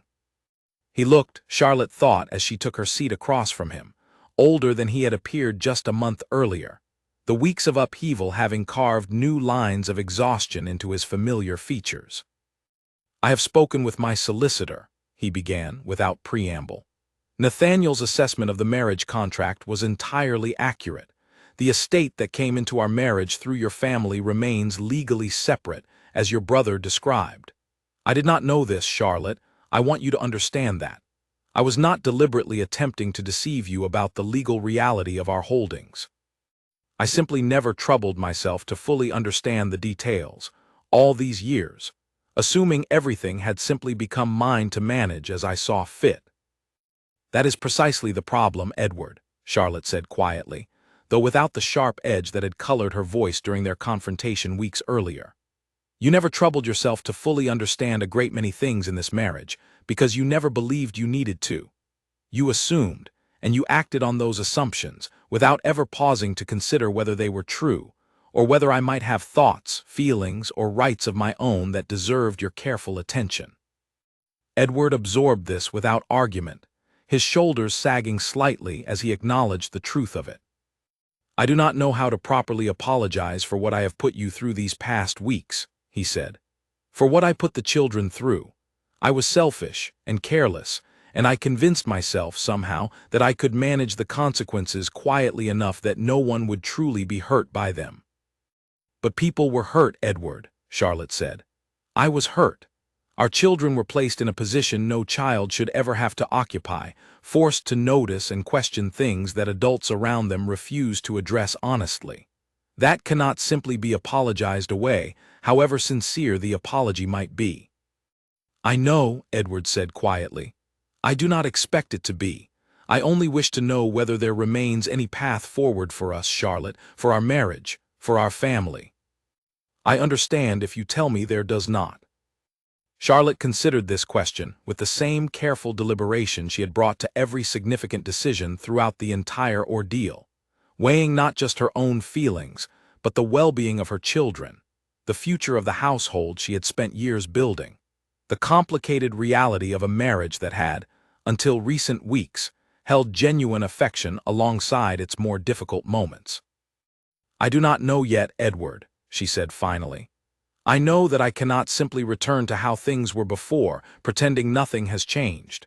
Too much has been revealed about both of us, about the choices we are each capable of making when tested. But I am not prepared, either, to end this marriage entirely, not without first seeing whether something better can be rebuilt from what remains. I will require certain assurances, however, before I am willing to try. Anything, Edward said, and for the first time in longer than Charlotte could remember, she believed the sincerity behind his words. I will require full transparency, going forward, regarding every significant decision affecting this household and this family, Charlotte said. No more private arrangements made without my knowledge. No more careful management of information, deciding what I need or do not need to know. And I will require that you spend real time with our children, not simply the polite, distant attention you have offered them these past years, but genuine engagement with who they are and who they are becoming. They deserve a father who sees them as clearly as they have learned to see the world around them. Edward nodded slowly, accepting each condition without argument. I will do everything within my power to earn back your trust, Charlotte. I understand it will not happen quickly or easily. No, Charlotte agreed, it will not. But I am willing to try, Edward, for the sake of what we once had, and for the sake of Oliver and Grace, who deserve to grow up in a home built on honesty, rather than one built on the kind of careful silence that nearly destroyed us. In the weeks that followed this conversation, the household began, slowly and unevenly, to find its way back toward something resembling normalcy, though it was a different kind of normalcy than the one that had existed before Vivian's arrival, one built on more honest foundations. Edward made genuine efforts to include Charlotte in decisions regarding the estate, consulting her opinion on matters he would once have simply decided alone. He began spending more deliberate time with the twins as well, joining them for their afternoon lessons, taking an interest in their small daily observations and discoveries in a way he had rarely done before. Oliver and Grace, for their part, seemed to flourish under this new attention. Their natural curiosity and sharp observational skills, once turned so seriously toward uncovering their father's secrets, now redirected toward more ordinary childhood pursuits, though something in their manner had permanently changed. They had learned, at 7 years old, a lesson many adults spend a lifetime failing to grasp. That honesty, however uncomfortable in the moment, ultimately proved far more valuable than the careful, protective silences adults so often mistook for kindness. Margaret, observing the household's slow transformation from her position as its longtime housekeeper, remarked to Charlotte one evening as she helped prepare her for bed that the house felt different than it had in years, lighter somehow, despite everything the family had endured. "I believe it is because the truth finally lives here now, Margaret," Charlotte said, studying her own reflection in the mirror with an expression of quiet, hard-won peace. For so long, this house was full of careful arrangements and comfortable silences, things left unsaid because saying them felt too difficult, too disruptive. I do not think we can afford that particular comfort any longer, not after everything that has happened. "The children changed things," Margaret observed. "More than anyone expected, I think." "They did," Charlotte agreed, a small smile touching her lips at the thought of her two remarkable children. "They simply refused to pretend they hadn't seen what was right in front of them. There is a particular kind of courage in that, Margaret, one I hope they never lose as they grow older, however much easier the world will try to convince them that careful silence is." Outside, the autumn evening settled over the estate, the last golden light fading behind the distant hills, and within the great house, a family that had nearly been quietly, carefully dismantled by secrets and silence, continued its slow, deliberate work of rebuilding itself on more honest ground, one difficult, necessary conversation at a time. Nearly a year passed before the full shape of what had happened at the Whitmore estate could truly be understood, not simply as a single dramatic evening at a dinner table, but as the turning point in the life of an entire family. The house that Charlotte, Edward, Oliver, and Grace lived in now bore little resemblance, in its quiet daily rhythms, to the household that had existed before Vivian Ashford's carriage had first rolled up the long drive. Charlotte had spent much of that year rebuilding her marriage with the same careful, deliberate patience she had once used to gather evidence of its betrayal. It was not, she often reflected during quiet evenings by the fire, a simple or straightforward process. There were difficult conversations that stretched late into the night, moments when old resentments surfaced unexpectedly, disagreements about how much trust could reasonably be extended and how quickly. But there was also, gradually, a genuine rebuilding, brick by careful brick, of something that felt, if not identical to what had existed before, then perhaps stronger for having been tested so thoroughly. Edward had proven, in the months following Vivian's departure, that his earlier promises had not been empty words offered simply to smooth over an uncomfortable evening. He had involved Charlotte fully in every significant decision regarding the estate, had consulted her judgment on matters both large and small, had learned, slowly, the particular value of a partnership built on genuine transparency rather than careful management of what his wife did or did not need to know.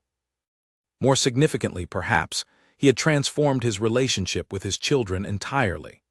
Where once he had offered Oliver and Grace the polite, distant affection common among fathers of his station, he now spent genuine time with them, joining their lessons, listening carefully to their observations about the world around them, treating their sharp, watchful natures not as inconvenient obstacles to be managed, but as remarkable qualities to be nurtured and celebrated. "You have your mother's eyes," he told Oliver one afternoon, as the two of them walked together through the estate's northern fields, Edward having taken to including his son in the practical business of managing the property. "Not simply their color, though that too. I mean the way you see things others miss. I did not always appreciate that quality in your mother, I am ashamed to admit.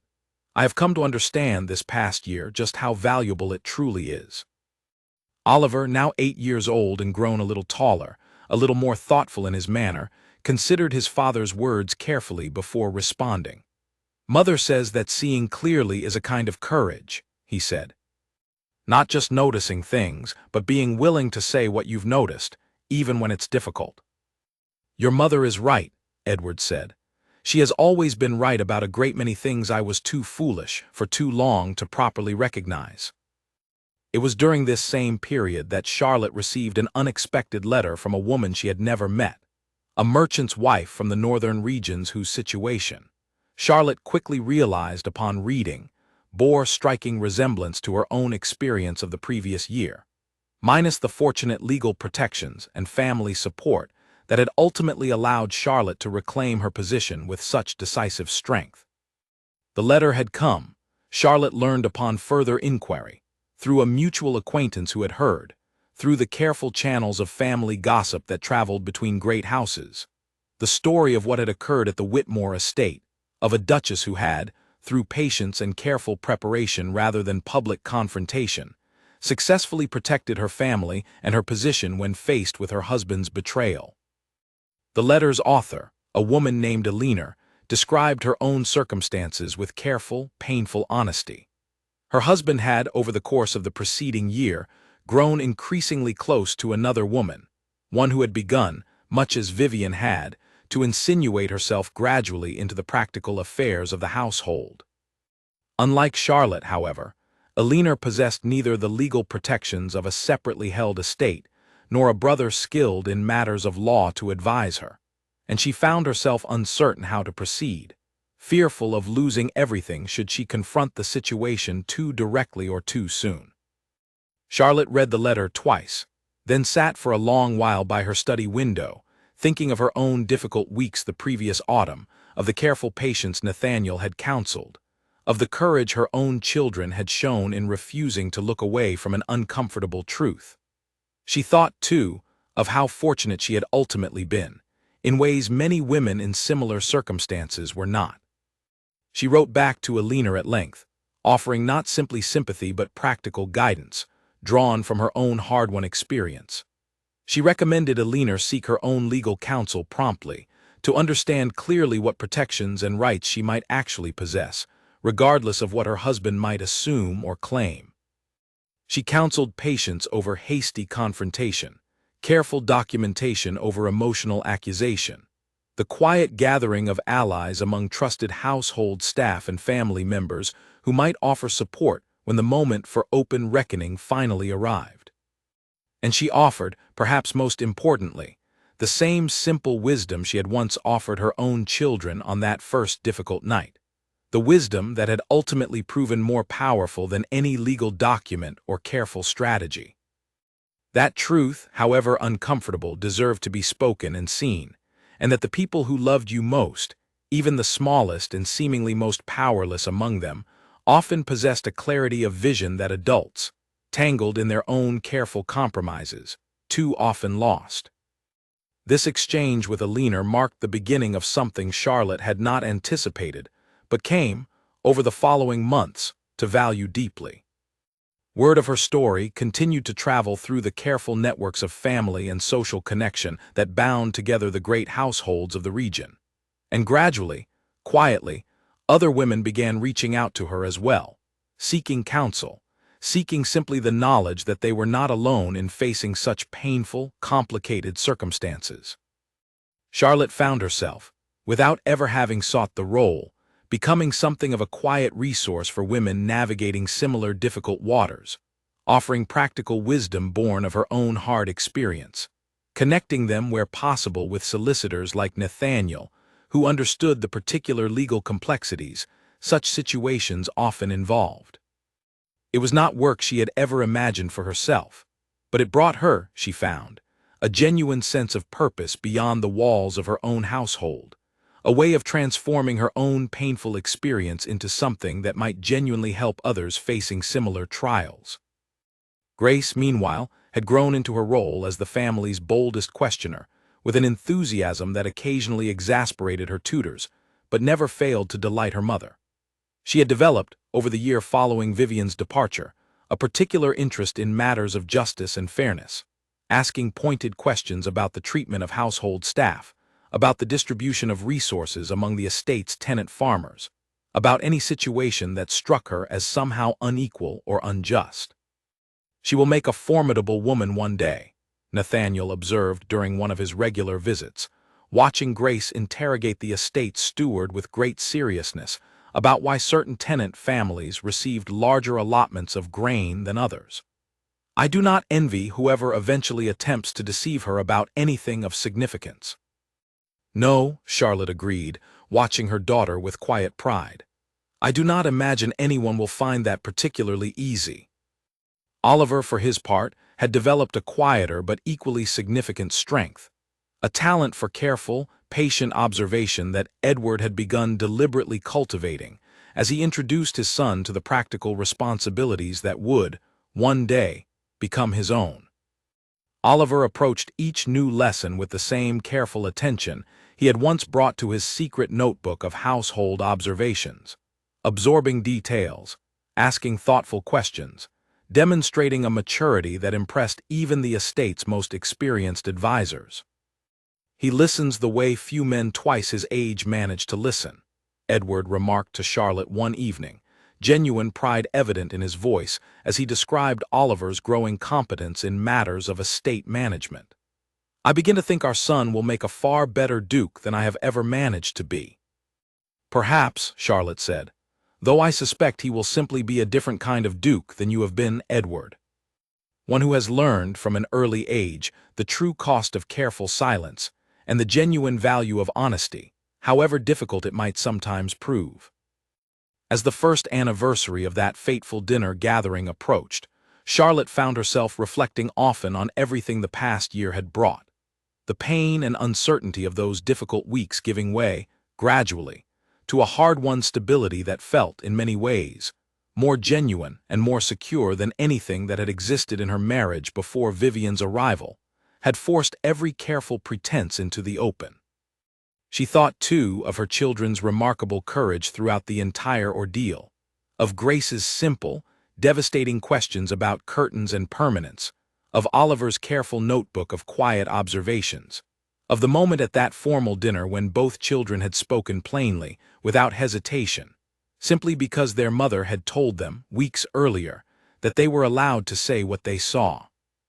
It struck her, on quiet evenings like this one, how much of the family's ultimate resolution had depended not on any grand confrontation or legal maneuver, however important those elements had ultimately proven, but on the simple, unshakable honesty of two 7-year-old children who had refused to participate in the careful adult fiction that surrounded them. They had not set out to save their family, not consciously, not with any grand strategy in mind. They had simply refused to pretend they had not seen what was plainly in front of them, and in doing so, had given their mother exactly the opening she needed to reclaim, decisively and completely, the position and dignity that had nearly been quietly stolen from her. On the evening marking the anniversary of that transformative dinner, Charlotte gathered her family together in the drawing room, the same room where Vivian had once admired the fine furnishings with such calculating interest, now filled instead with the warm, easy comfort of a family that had weathered its greatest trial and emerged, against significant odds, genuinely stronger for having survived it. "I want you both to know something," she told Oliver and Grace, now grown a little older, a little wiser, though still unmistakably themselves in the sharp, watchful way they observed the world around them. "What you did last autumn at that dinner took more courage than most adults ever managed to find in their entire lives. You saw something difficult and true, and rather than looking away from it because it was uncomfortable, you spoke it plainly, simply because it was the truth. That is a rare and precious quality, and I hope you carry it with you for the rest of your lives, however much easier the world will sometimes try to convince you that comfortable silence is the wiser path." Grace, now 8 years old and no less direct than she had been at 7, considered her mother's words with characteristic seriousness. "We just did what you told us we could do," she said. "Say what we saw." Yes, Charlotte said, smiling at the beautiful simplicity of her daughter's understanding. You did exactly that. And in doing so, you saved this family, in ways I am not certain I could have managed entirely on my own. Edward, watching this exchange from across the room, felt the full weight of gratitude and quiet humility that had, over the preceding year, gradually replaced the careless confidence that had once led him to believe he could manage his family's future without their full knowledge or consent. He had learned, through painful, necessary experience, that the family he had nearly lost was built on foundations far stronger and more valuable than he had ever properly appreciated. Foundations of honesty and courage that his own children had understood, instinctively, long before he himself had fully grasped their importance. "Your mother is right," he said quietly, moving to join his family by the fire. "You both showed more wisdom that evening than I managed to show in years of careful, foolish silence. I am grateful, every single day, that you refused to simply look away." Outside, the autumn evening settled once more over the Whitmore estate, the same season that had, 1 year earlier, brought such painful upheaval to this household, now returning with a different quality entirely, carrying with it not the anxious tension of secrets waiting to be discovered, but the quiet, hard-won peace of a family that had faced its greatest trial honestly, and had emerged from it, together, stronger and more truthful than it had ever been before. The Duke had once brought his mistress home, believing his careful silence could manage whatever consequences followed.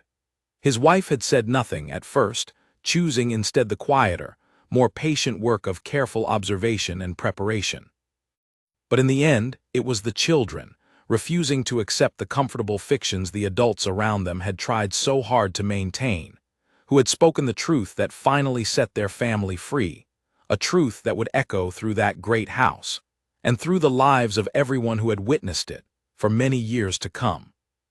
5 years later, the Whitmore estate looked, on the surface, much as it always had, its stone walls weathered by generations of English winters, its gardens still tended with the same careful devotion that had once produced roses requiring 3 attempts to properly take root. But within those familiar walls, a great deal had changed, and much of that change could be traced directly back to the events of a single dramatic autumn evening that the household still, quietly and rarely, referred to among themselves.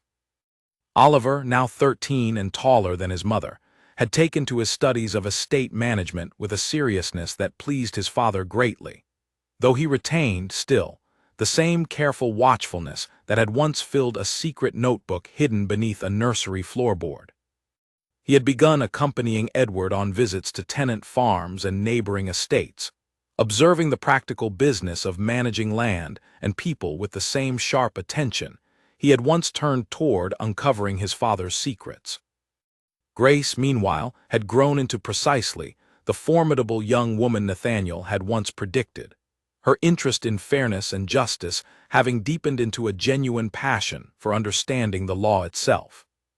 She spent long afternoons in her uncle's company whenever he visited, peppering him with questions about legal matters far beyond what most young women of her station were expected to concern themselves with.